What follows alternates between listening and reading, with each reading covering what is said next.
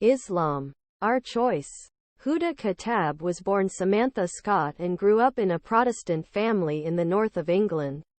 She attended Sunday school as a child and went through an intensely religious period during her early teens, when she was attending an evangelical church. From the age of about 16, she began to question certain central teachings of the church but found no satisfactory answers.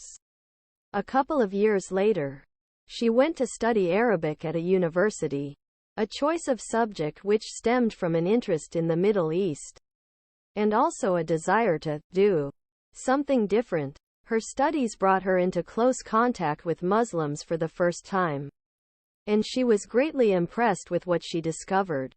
What began as an intellectual pursuit developed into a personal and spiritual quest, culminating in her embracing Islam. She was particularly impressed by the discipline and moral code of Islam, the warmth of family life, the Muslim ladies' dress code, and also the superiority of the glorious Qur'an's claim to be the word of God over that of the Bible. Since converting to Islam, she has completed her studies, written 2 books and numerous articles on Islam, and was for 5 years editor of Yusra, the Muslim family magazine. Sister Huda is married and has a young family. I grew up in an average, not particularly religious, Protestant family. My father wasn't interested in religion at all, but my mother made sure we all went to Sunday school and got a grounding in Christian teachings. I always believed in God from childhood, and went through an intensely religious adolescence, attending the local Pentecostal church at every opportunity. This deepened my belief in God, and as I took their teachings very much to heart, I was not attracted by the antics that many of my peers got up to, such as smoking, drinking, drugs and boyfriends. Whilst I never objected to the moral teachings of the church I attended, I did begin to question the doctrines of this church and I became confused. Long before I heard of Ahmed Deedat, the question of the sign of Jonah bothered me. If the Messiah was supposed to remain in the belly of the earth for 3 days and 3 nights, and the Bible's account described Christ's death as occurring late on Friday afternoon and his resurrection early on Sunday morning, then something was amiss. That added up to 2 whole nights and 1 whole day. Nothing like 3 days and 3 nights. So why did the whole of Christendom observe the Good Friday Easter Sunday period which so blatantly did not add up? The events of the Easter story are central to the theology of the church I attended. According to their teachings, if this story didn't make sense, then how could the rest of it be true? This was just one of many doubts in my mind. The elders of the church could not answer them and told me that I should have faith. I could not accept that. The central doctrine had collapsed under closer scrutiny. What else could be built on so flimsy a foundation? Around this time, I left home to study Arabic in London. I enjoyed languages, but wanted to do something different. I had some interest in the Middle East, and regarded Arabic as an important world language because of trade, oil and politics. I had also heard a lot of pro-Zionist views in the church I had been attending and thought that by studying Arabic I might get to hear the other side of that particular story, which I certainly did. The language fascinated me, although it was quite difficult, as I was on an intensive course, which meant we covered the entire alphabet in the first lesson and had to learn the whole lot for homework. Ready to start reading words, learning vocabulary and grammar on day 2.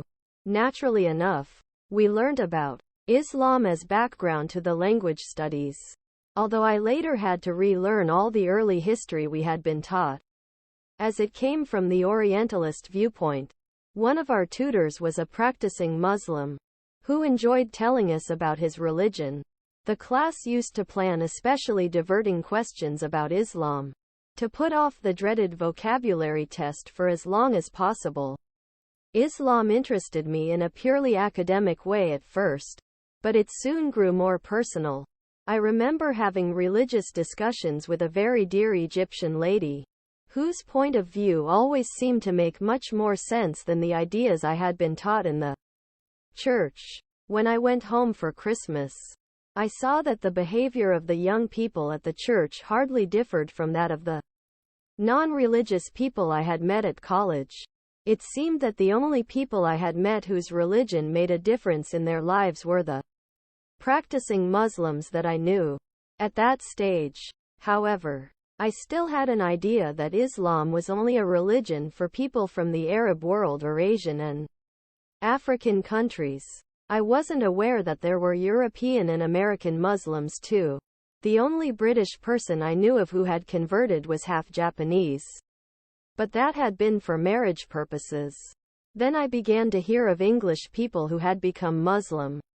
Even English women who wore the scarf and all the gear, i.e., the hijab. On one particular occasion, I visited Regent's Park Mosque out of intense curiosity. I found my way upstairs to the ladies' gallery, peered tentatively round the door, and was given a warm welcome by a very kind Indian lady, who answered my questions, but put no pressure on me in any way. I did ask to meet Westerners, who have converted to Islam, as I was by now contemplating taking the plunge, but wanted to hear about other people's experiences. The ladies there introduced me to an American sister, who spent time with me and answered my many questions. Then I had to go home for the Easter vacation, so I tried to sound out family and friends. One friend was intrigued and told me that I was several shades too pale to be a Muslim. Others were supportive and said fit, and God will look and, if it's what's right for you, do after you. My mother was not happy at first, but we talked at length. She had many questions and asked me to get her more books so that she would know what I was getting into. During this Easter holiday, I avoided going to church on Friday and Sunday mornings. By then my mom had enough of fielding all the questions, and so I was gently coerced into going to the Sunday evening service, where I refused to join in the hymns and felt quite detached from everything that was going on. The following day, I returned to London, and the following Friday I went to the mosque to embrace Islam. I had reached the point where I knew as much as anyone could ever know as an outsider. I had even memorized the first chapter of the Holy Qur'an, the Fatiha or opening, on the advice of an acquaintance who could see what was coming. That day, I knew that I had either to go ahead and enter Islam or else go away and forget about it forever. It is difficult to say which one thing attracted me to Islam. The prayer, with its holistic, eloquent, mind, body and soul worship of the Almighty Creator. The discipline of the Ramadan fast. The respect and dignity that is embodied in the hijab. The universality of this international faith. Or the simple yet profound teaching of a divine unity. As I explored all these aspects of my new faith, the pieces began to fall into place. Spiritually, it was like coming home. However, it wasn't all plain sailing. I felt a kind of exhaustion after I embraced Islam because in some ways it had been the most difficult decision of my life. The right decision, as far as I am concerned, but not the easiest. Many, sadly not all Muslims, made me feel welcome. But some seem to present the newcomers to the religion. Fortunately, I met some others who were able to set me straight and help me overcome those difficulties. If anyone reading this is thinking about entering Islam, I would advise them to understand that it is a big step to take. But once you are sure of it, you really should go ahead and do it. People around you will react to your decision, and there will be negative reactions. Unfortunately, even from Muslims. But you will be pleasantly surprised at the positive reactions you will receive. Most Muslims will welcome you warmly, and your non-Muslim friends may even encourage of your convictions. Admire you for having them. My own experience was that I found out who my real friends were. Some dropped me like a hot brick. Others were surprised, fascinated and full of guests. Some asked me what my new name was, and wanted to use it although I didn't insist on it. One Christian asked whether I still believed in God. And when I said, of course, she said, well, that's all right then, now that I have been a Muslim for 10 years. Thanks to God. I can't really imagine living any other way. I still get stares and comments in the street. People still take me for a foreigner. And I still get lots of questions of the type, why did an intelligent woman like you join such a nasty oppressive religion? I explain as best as I can. And when I point out things such as the benefits of the Muslim women's dress, or the wisdom behind our segregated lifestyle, people often say that it makes sense. Sometimes I meet people who have holidays in Muslim countries and are very impressed with Islam. They seem delighted to be able to ask questions, express their respect for this religion, and let me know how exasperated they are with their narrow-minded, racist neighbors. Being a British Muslim is quite an eye-opener. You quickly become aware of the realities of prejudice and racism in this society. Once you wear the hijab, you are regarded as a foreigner and are often treated accordingly. However, the hijab has not prevented me from leading an active life, studying, writing, learning to drive, taking my children out and doing the weekly shopping. When I compare my life before and after embracing Islam, I know I have made the right decision. It isn't always easy. There are always ups and downs in every aspect of life. But my faith gives structure to my life.